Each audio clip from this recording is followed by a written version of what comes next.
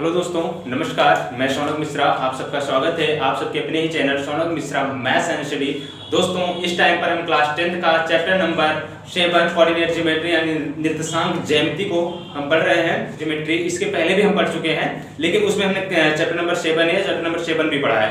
ये chapter number 7B का ही एक क्वेश्चन है जो कि आपके लिए मोस्ट इंपॉर्टेंट क्वेश्चन है, जो कि ये सीबीएसई बोर्ड में 2017 में पूछा भी गया है। ठीक है ना दोस्तों, आप जानते हैं आपके पास जो क्लास 10th वाले या 12th वाले बच्चे हैं उनके पास टाइम का बहुत ही ज्यादा कमी, क्योंकि एग्जाम आपने 24 अप्रैल या आपके मई में जस्ट 4 मई से होने वाले हैं जो सीबीएसई बोर्ड वाले हैं। तो इसके लिए आपको सिर्फ और सिर्फ क्या करना है, जो बेसिक जो आपके फॉर्मूले लगे हैं उस फॉर्मूले को आपको पढ़ना है बढ़िया से, और जो सारे क्वेश्चन उस पे आपको लगाने हैं। ठीक है ना, तो आप यहाँ पे आइएगा। हमने आपको इसके पहले इस एक्सरसाइज में आपको बताया जा चुका है कि दो बिंदु के बीच की दूरी कैसे निकाली जाती है, अगर निर्देशांक दिया गया अनुपात कैसे निकालते हैं उसका। ठीक है ना, अब ये तीसरे टाइप का क्वेश्चन है कि कह रहा है, इस क्वेश्चन देखते हैं क्या कह रहा है। एक रेखा y अक्ष, ठीक है ना, y अक्ष यानी y एक्सिस तथा x अक्ष यानी x एक्सिस को क्रमशः बिंदुओं P तथा Q पर प्रच्छेदित करती है, मतलब इंटरसेक्ट करती है। ठीक है ना, यदि 2, -5 या 2, -5 PQ का मध्य बिंदु यानी मिड पॉइंट है, तो P तथा Q का निर्देशांक ज्ञात कीजिए। समझ रहे हैं, कह रहा है एक रेखा है, मतलब एक लाइन है जो y एक्सिस पर तथा x एक्सिस पर क्रमशः मतलब लगातार बिंदुओं को P तथा Q पर इंटरसेक्ट कर रहा है। यदि यानी 2, -5 को P, यदि P और Q का जो मध्य बिंदु मिड पॉइंट है 2, -5 है, तो P और Q का निर्देशांक ज्ञात कीजिए। ठीक है ना, तो आइए देखते हैं। क्या एक रेखा y अक्ष और x अक्ष है। एक रेखा देखिए यहां पे देखते हैं x अक्ष है, ठीक, एक रेखा y अक्ष है ना, ये क्या हो जाएगा y एक्सिस। ठीक है, समझ में आ रहा है, ये तो है आपका x एक्सिस कहलाता है ना, x एक्सिस कहलाता है यानी x अक्ष, ठीक, और ये y एक्सिस यानी y अक्ष। ठीक है, अब कह रहा है एक रेखा y अक्ष तथा x अक्ष को क्रमशः बिंदुओं P तथा Q पर काटता है, यानी क्रमशः यानी y को क्रमशः किस पे, P पे, यहाँ पे मान लीजिए। ठीक है, यहाँ पे मान लीजिए, और Q को कहाँ काट रहा है, सॉरी y अक्ष पे कहाँ काट रहा है, Q यहाँ पे प्रच्छेदित करती है, प्रतिच्छेदित करती है यानी काट रहा है। ठीक है ना, ये मान लीजिए हमारे पास क्या है, P, यहाँ P पे काट रहा है और ये Q पर काट रहा है।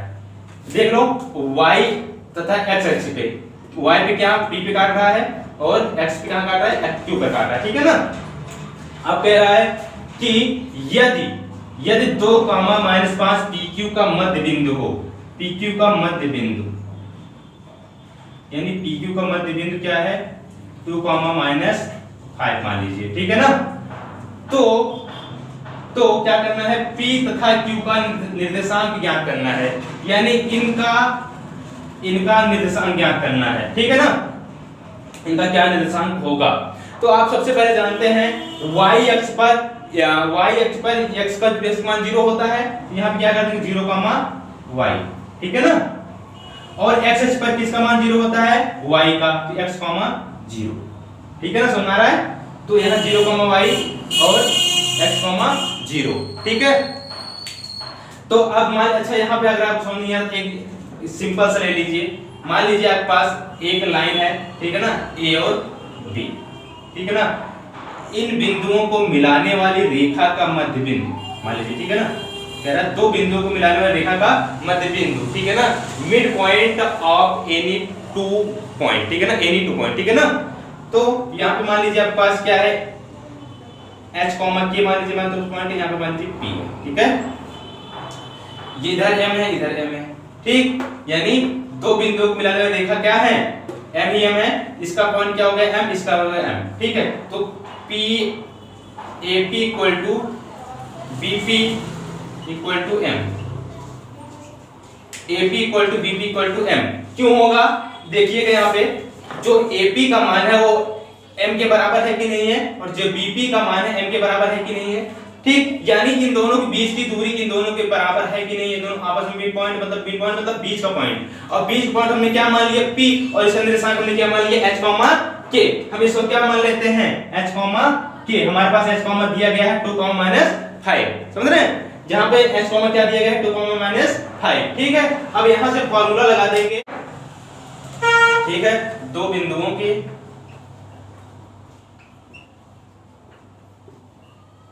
रेखा का मध्य बिंदु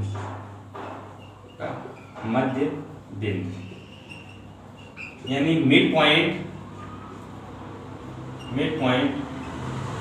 ऑफ एनी 2 पॉइंट, ठीक है, mid point of any 2 point, दो बिंदुओं के रेखा का मध्य बिंदु, ये दो बिंदु है, इनके मध्य बिंदु निकालना है। तो फॉर्मूला हमारे पास क्या हो जाएगा, h कॉमा के, ये फॉर्मूला होता है, इसको लिख लीजिएगा आप, h कॉमा के x1 plus x2 by 2 comma और y1 प्लस y2 बाई 2, ये इसका फॉर्मूला होता है, ठीक है ना। दो बिंदुओं के रेखा का मध्य बिंदु अगर निकालना हो तो h कॉमा के निर्देशांक इक्वल टू हो जाएगा, बीच मध्य बिंदु इक्वल टू हो जाएगा x1 plus x2 by 2 y1 plus y2 by 2। समझ में आया? नहीं समझ में आया? फिर देखिए h कॉमा के है, ठीक है, एक x1 प्लस x2 बाई 2 कहां से आया, ये बेटा जी यहाँ है x1 x2, ठीक है ना, वो y1 y2 यहाँ पे है, ठीक है, बाई 2 इनका आधा, ठीक है। अब देखिए यहाँ पे जो हमें वैल्यू दिया गया है h कॉमा के की वैल्यू क्या दिया गया है, अब देखेंगे 2 कॉमा, अब यहाँ पे देखिए 2 कॉमा 5 दिया गया है, 2 कॉमा माइनस 5 इक्वल टू, ठीक है, x1 आप देखेंगे क्या है, x1 भाई सब ये रहा है ना, x1 की वैल्यू क्या है यहाँ पे 0 और x2 की वैल्यू क्या रहा x बाई 2 कॉमा y1 की वैल्यू क्या रहा y और y2 की वैल्यू क्या रहा 0 बाई 2। समझ में आया? तो यहां से आप देखेंगे, यहां से आप देखिए, तो यहां से x बाई 2, यहां से एक बार x वाले को x के साथ ले लीजिए और y वाले को y के साथ ले लीजिए, तो यहां से देखो, यहां देखिए तो हो जाएगा 2 इक्वल टू x बाई 2, ये 0 मतलब कुछ नहीं, 0 में x ऐड करेंगे x बाई 2 हो जाएगा, तो 2 दूनी 4, x इक्वल टू कितना हो जाएगा 4, ठीक। अब y को ले लेंगे तो y बाई 2 बराबर कितना हो जाएगा -5, कितना हो जाएगा -5, यानी y इक्वल टू -10। अब निर्देशांक कह रहा, अभी तक हमने सिर्फ और सिर्फ x और y की वैल्यू निकाल लिया है, अब निर्देशांक पे रख देंगे। अब जहां y है वहां 10 रख देंगे, यहां क्या होगा 0, -10 और जहां x है वहां क्या रख देंगे 4, यहां क्या रख देंगे 0, यहां -4, 0। ये हमारा p और q का निर्देशांक आ गया। p का निर्देशांक क्या है बेटा जी, p का निर्देशांक क्या है 0, -10 और q का निर्देशांक क्या है 4, 0। दोस्तों इस वीडियो से देखिए आप जो आप क्वेश्चन सॉल्व किए हैं, बहुत ही अच्छा क्वेश्चन था और यहाँ से हम निकाल भी सकते थे। कह रहा था एक रेखा है, इसका y अक्ष तथा x अक्ष, एक बार क्वेश्चन को फिर से ध्यान से पढ़ लेते हैं, आप समझ लीजिए। एक रेखा y अक्ष है और तथा x अक्ष है, ठीक है, को क्रमशः बिंदुओं P तथा Q पर प्रक्षेपित कर रहा है। यदि 2, -5 PQ का मध्य बिंदु हो तो P तथा Q का निर्देशांक ज्ञात कीजिए। तो हमने यहाँ पे देखो एक वो बनाया, यहाँ से x और y अक्ष लिया, तो यहाँ पे हमने मध्य बिंदु इसका मतलब प्रक्षेपित किया यहाँ से P और Q को, तो यहाँ से Q की वैल्यू में क्या रखा है, x अक्ष पर y की वैल्यू 0 हो जाती है, y अक्ष पर x की वैल्यू 0 हो जाती है, ठीक है ना। तो यहाँ पे 0, y हो गया, x, 0 हो गया, ठीक। और कह रहा था मध्य बिंदु दिया गया है इसका 2, -5, इसका मध्य बिंदु 2, -5 यानी h, k दिया गया था। तो फार्मूला हमारा होता है h, k = x1 + x2 / 2, y1 + y / 2, ठीक है ना। तो यहाँ से h दिया गया था 2, -5, तो यहाँ से आप देखेंगे ये x1 की वैल्यू ये था x1 और y1, ठीक, x2 और y2, x1 0, 0, x2 x by 2, ठीक, y1 y2, y1 1, y2 0, 0 by 2, ठीक। अब यहाँ से कंपेयर कर लेंगे x वाले पक्ष के साथ, x2 by 2 ये x था भाई, यहाँ वाला x मान लेते हैं, तो x2 = x by 2, क्योंकि 0 में अगर x स्क्वायर करें तो x ही आ जाएगा, ठीक है, तो 2x = 4 हो जाएगा, ठीक है ना।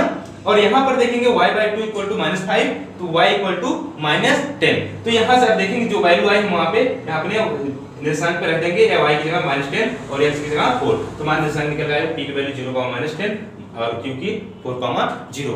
दोस्तों मुझे आशा है आपको वीडियो बहुत अच्छे समझ में आई होगी। अगर वीडियो आपको अच्छी लगी तो कमेंट बॉक्स में अपनी राय जरूर दें, और आपको अब किस टॉपिक पर वीडियो चाहिए आप कमेंट बॉक्स में अपना राय और बताएं किस टॉपिक पे चाहिए। और दोस्तों जो दोस्त हमारे चैनल पर नए हैं तो चैनल को लाइक शेयर सब्सक्राइब जरूर करें, और दोस्तों चैनल को ज्यादा से ज्यादा जो वीडियो है अपने दोस्तों में पहुंचाएं, जिससे उनका जो आने वाले एग्जाम है उनसे ज्यादा मदद हो पाए उनका। तो आप सबको इसी अच्छी विशेष के साथ इस वीडियो को खत्म करते हैं।